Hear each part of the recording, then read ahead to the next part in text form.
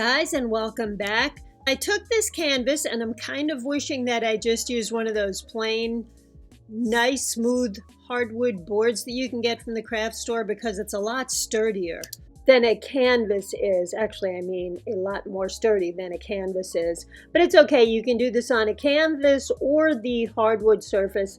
And I put some of my white paint inside of this picnic condiment bottle or jar, because it helps the paint flow a lot more smoothly. And I am doing this a little too heavy-handed, as I always do, so I'm going to wipe a lot of this away. I wasted a little bit of paint here, but as I said, it's going to help the next step go a little bit more smoothly. And I'll clear all of this off. That looks a lot better. And now I'm just going to put a few dots of paint around, and I'm going to place them on my surface. And you can see I'm using my DecoArt paints. Now, I always like to find an image, a picture, and today I'm actually using paper from a calendar. I did copy it because the calendar paper is too thick, and I followed some of the I followed some of the colors that are in that paper. And I put some dots of paint down over the white paint. This is how it's going to help it move a lot more smoothly. And I'm just going to speed this up a little bit. And I'm adding these two colors over top of the white, and I'm just going to blend them a bit, making sure I get around all of the edges, and then I'm going to let this dry. However, while this is drying, I'm going to move on to the next step. This is an image that I copied from a calendar that I had. These are my curved decoupage scissors. I'll have links for everything down below, but these make it very easy to cut into these small spaces, and especially these little curved areas. I first took a large pair of scissors and cut this out. And I do have a laser printer, so I am able to do these prints right from my printer. I will put a link down below to the laser printer. If you don't have a laser printer, you can always go to the copy center, because all of the color prints at a copy center will be laser prints. You don't have to watch me cut this whole thing out. I'll skip to the next step, show you how it looks now that it's all cut out. But I have calendars saved from, I think my oldest one is probably from about 2010. So I've made a copy of it. I'm going to use my regular decoupage glue by DecoArt. And now that the canvas is dry, cut out two of these images, and I'm going to add them to the canvas. But before I do that, I am taking this stencil by DecoArt and more DecoArt paints, and I'm just going off to one corner, and I'm going to do this off center a little bit just to add a little bit of depth or interest to it, rather than just place it right in the center of the canvas. Now you can see how I'm pressing down here, so the canvas is sinking a little bit in the center. That's why I would have preferred to use a piece of wood. Going to let that dry. I'm also going to do a little bit over on this side. Now what I'd like to do is I want to do a transfer over this. I'm going to do some French script, use some French script. That was free from the Graphics Fairy. This is using label paper. You see how shiny that is?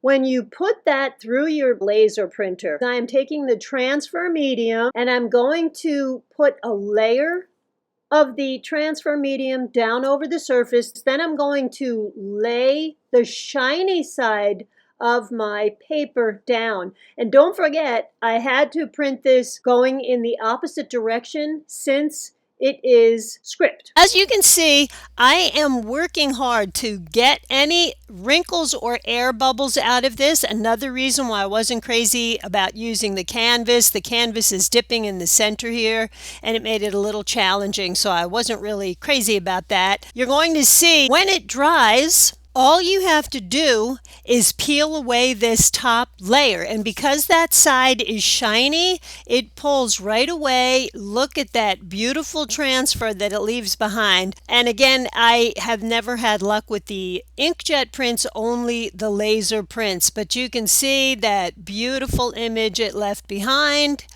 And I'm now going to decoupage bottom corner and the top corners.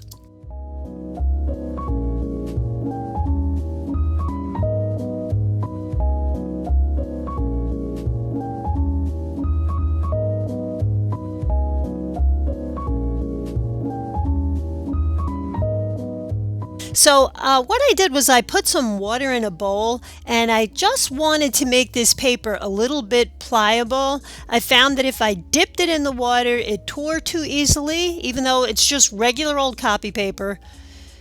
But I did find that it was much easier to add some water on the back of it. Then I placed some decoupage glue, and this is just regular decoupage glue by Deco Art. Since we're not using napkins, we don't need the napkin decoupage glue. Then I covered it with the decoupage glue, and you can also decoupage those ends down so that the lily wraps around the canvas. And then I just repeated it on the bottom right corner with the other flower. When everything dried, I took the decoupage glue and I just covered my whole surface with it just to give it a sense of consistency, one level surface.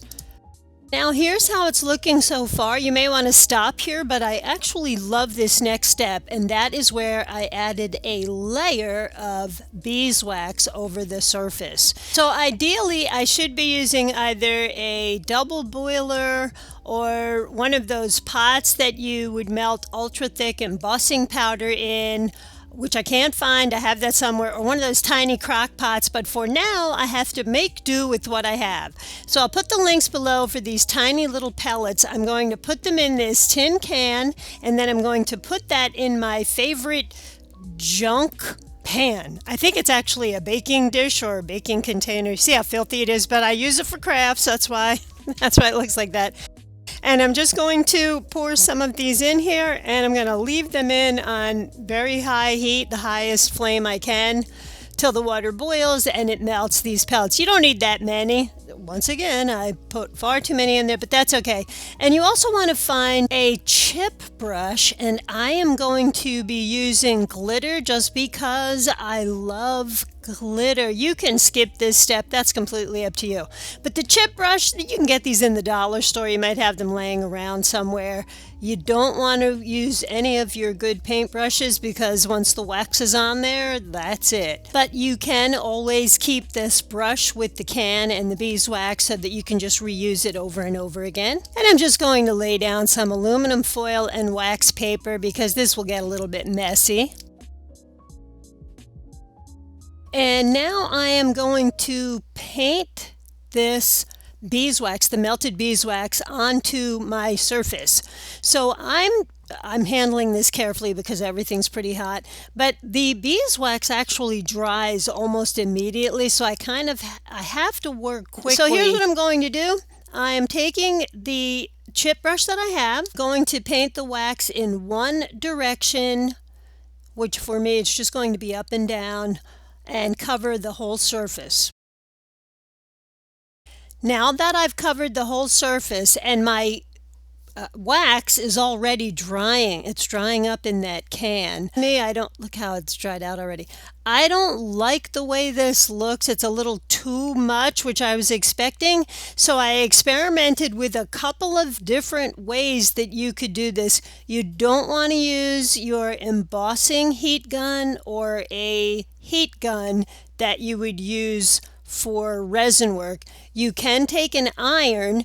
Now the iron you have to be very careful with. You need to use parchment paper, and you want to make sure that you have the iron on a lower setting. I experimented with it on high. It pulled some of the wax up, and that would be no good.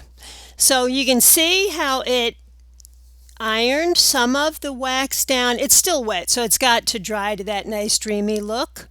I did experiment with lowering the temperature of the iron, again because I'm working on a canvas. I'm not crazy about that. I just did not like the iron. So what I tried instead and had much better luck with is this blow dryer that I use specifically for crafts. And I even found that this part that you put on the top there, I taped it on with electrical tape. I found that that works really well to push the wax around, and I have it on the highest temperature possible, and the highest output for the air.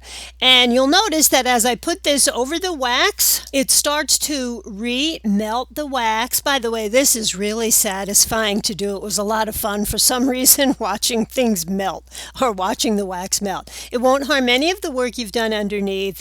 And you can manipulate this wax by using the blow dryer in different directions if you want. You can keep it all going in one direction. What I did do is I worked on sections at a time so that while I was re-melting the wax, I was able to put glitter over that area. So I continued this all around. I kind of had to play around. I even tried a smaller brush. You see those thicker clumps of thicker clumps of wax in there? I wanted to really melt those down. So those took a while. Big of a deal. So you can see that half of this is done because I took the blow dryer to the one side and I used my brush to move some of the glue, I keep saying glue, some of the wax around because I do want it a little heavier in some places and a little bit lighter in others. And if you have a craft iron, you can put the parchment paper over these edges because a lot of the wax tends to build up around the outside, and you can just kind of remelt that, or you can use the blow dryer again just to get it to all drip off. Here is how our completed project looks. I personally love it with the glitter. In the meantime, guys, I hope I've sparked some ideas in you. The links are down below for the supplies, as many of them as I can find. I will put the links down below for these supplies. And the link for my ebook, Successful Decoupage Every Time, will be below. And you can download a free app from Amazon to turn your smartphone or iPad into a Kindle, and then you can begin purchasing several books on your smart device right away for a lot less than you would normally pay for the hard copy book. Comes in really handy. So thank you so much, my friends. I'm going to post a few more pictures of that beautiful snowfall that we had outside, and I hopefully will see you next week with another video. And thanks again for tuning in. See you next week. Bye-bye.